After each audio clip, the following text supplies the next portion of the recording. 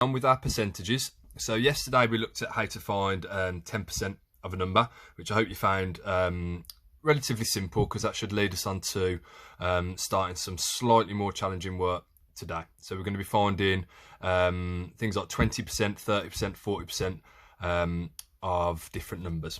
So if you want to find 20% of a number, so in this case 20% of 420, what we need to do is do exactly the same as what we did yesterday, and we need to find 10%. So once we've found 10%, we can then double it to make 20%. So if you find 10%, we're going to do 420 divided by 10, and that will give us our 10%. So again, we'll put our hundreds 10 units, 420, move our digits one place to the right. So our 4 ends up in our tens, our 2 ends up in our units. So we've got the answer of 42.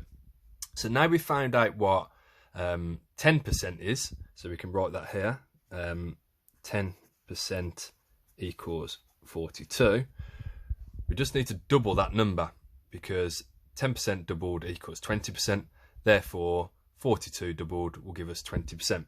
So we'll do 42.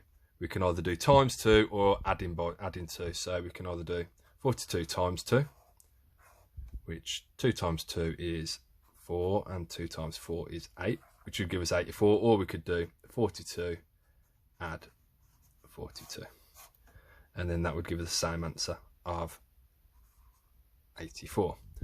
So our answer there for 20% of 420 would be 84.